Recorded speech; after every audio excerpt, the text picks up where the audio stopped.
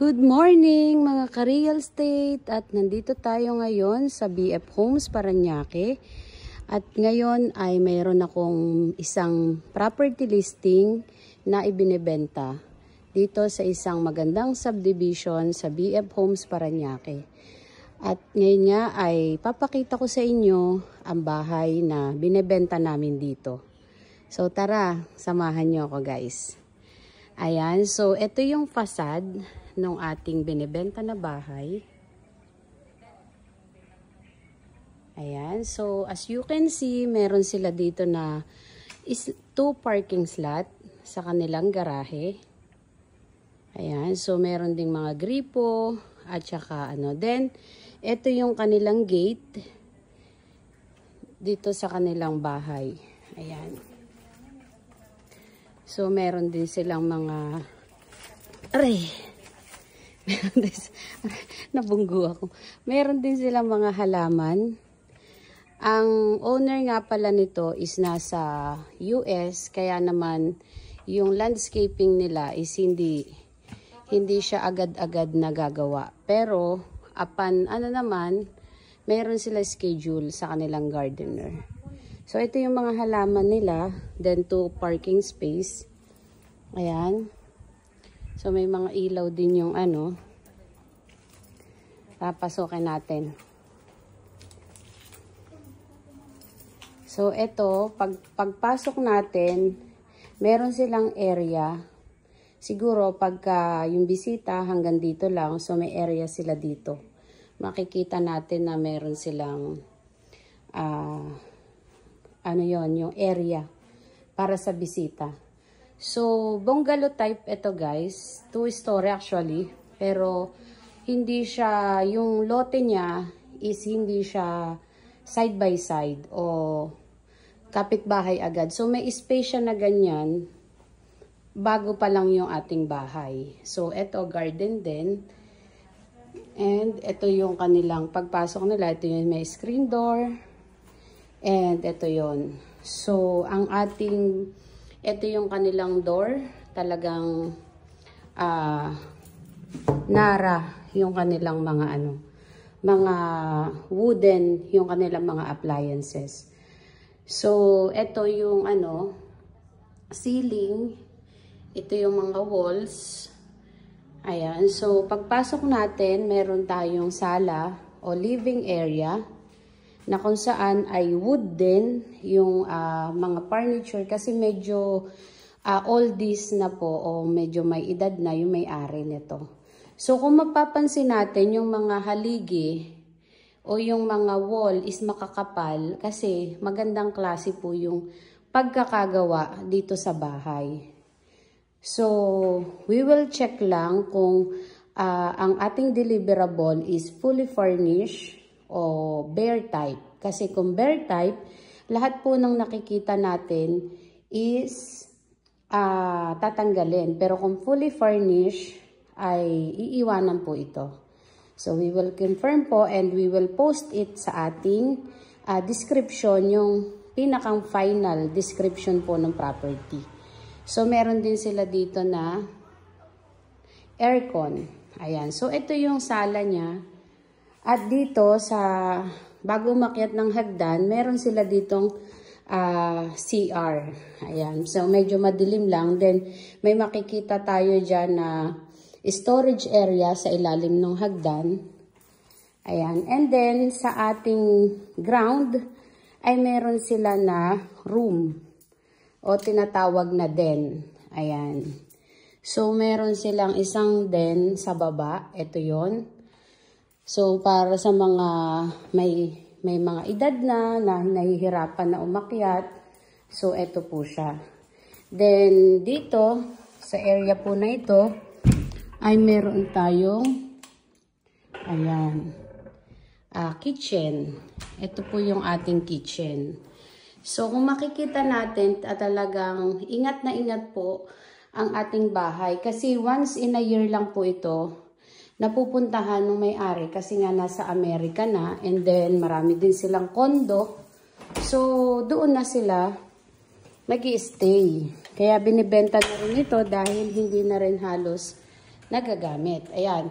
So, ito yung enter. Ito yung pinto going to the dirty kitchen. Kung ito yung ating kitchen, meron pa silang dirty kitchen. And meron din silang tangke para sa tubig. Ayan. Dito naman, sa area na to, is meron sila na door going to parking. And doon sa taas, doon yung driver's room or maid's room. Ayan. So, dito, sa likod, ay pwede tayong let's say, may mga bisita rin, or gusto natin na pahinga. Maganda tong area na to kasi puro puno siya. So, meron tayong puno ng santol, puno ng mangga, may puno ng doon, chiko yata yun. And then dito mayroong malunggay, and then mayroon dito na kamyas, at meron din tayo na langka na kung saan ay may 4 na bunga. 5 na bunga. Ayan, so ito po, gated po, matataas yung ating gate. Ayan, bago yung ating mga kapitbahay. Ito po yung likod. So we have a lot of space pa rin po sa likod. So going to likod po, meron tayong pintuan din going here. Ayan. So medyo maganda po yung layout nitong bahay na to. So, sa mga gusto lang na konting renovation, to make it parang tinatawag nating modern, is nasa sa inyo na po yung kasi nagpapamodern lang naman po ng ating bahay is yung pintura. Ayan. And syempre, may mga design. Ayan. So, punta na po tayo sa taas. Patay natin yung mga ilaw. So, ito po yung gilid. Meron pa rin po silang space at upuan sa gilid. Ayan. So, ito po yung numero 1 magandang klase nila na hagdan na made in wood. Ayan. So, made in wood po yung hagdan. Then, kung mapapansin po natin, small step lang po siya. Small steps. Kaya po, hindi siya ganun kahirap akyatin. And meron tayo dito na window, ventilation po sa labas. So, ayan po yung mga kasama ko sa labas. And then, another space po dito. Ayan. So, pag akyat po natin, meron pa ulit silang living area. Ayan. Ito yung ating living area. Ayan. And then, meron po tayo dito na 3 bedroom sa taas. 1, 2, 3, 4. 4 bedroom sa taas and 1 bedroom sa baba. So, total of 5 bedrooms and 6 toilet and bath. Ayan. So, pasukin natin yung isang room. Ito po siya. And meron po siya sariling CR. Ayan. Ayan. Yan, ito po yung ating unang room. Papatay natin ulit yung ilaw. Ayan. And dito po sa sala, may sarili po siya na split type aircon. Dito sa second floor na po tayo. And then, ito po yung second room. Ayan po. Meron din silang mga cabinets. And ito yung design ng bed. So, nasa sa inyo na po yan. Kung gusto nyo pong palitan. Then, dito po, may window naman tayo. Ayan. Ayan. Ayan. So, going na tayo sa pangatlo na room. Ayan. So, pangatlo na room. Ayan po, 2 yung window. And then, meron ulit tayo na mga closet. And then, ito po, yung ating common toilet and bath. Ayan. So, dito po ang ating pinakang master bedroom. So, kung makikita po natin, ayan, malaki ang mga bintana. And, ayan yung bed. So, nasa sa inyo pa rin ulit kung gusto nyo palitan yung bed. And, malaking walk-in closet. So, dito po ay meron din tayo na area na tokador. At may cabinet ulit. Yan. So, ito po yung ating rooms. Ay, sorry. Ito yung ating CR. Ayan. So, malaki po ang ating toilet and bath. And then dito, kung gusto nyo lang ng shower, or gusto mo naman ng bathtub, dito po tayo. Ayan. So, ito po ay a total of 5 bedrooms. And then, wait lang po ilan ang ating CR? 1, 2, 3, 4, 5, 6. Ayan. So, 5. 5 rin po yung ating CR. 5 rin yung ating room. So, hindi po tayo nagtatapos dyan dahil meron tayo na balcony. Ito po yung ating balcony. Ayan. So, kung gusto nyo ng mag-inom o kumain dito or whatever na gusto mong gawin, feel free dito sa ating balcony.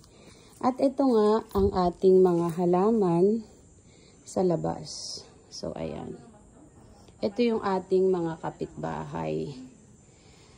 So, sa mga nagtatanong po ng presyo o ng floor area, this is a total of ang ating floor area po dito. Mga nagtatanong po kung ilan ang ating floor area, ito po ay 550 square meter and ang ating lot area is 321 square meter. Po sa presyo, ang price po natin is 28 million. Including of CGT na po yun. So, covered na po ng may-ari ang capital gain tax. So, 28 million, clean title po ito. And, quality, yung pagkakagawa ng bahay. Ayan guys, oh. Ayan. So, bilhin nyo na. And, sa mga gustong actual viewing, message nyo lang po kami. And free viewing po ito. Free tripping. Thank you and bye-bye. God bless.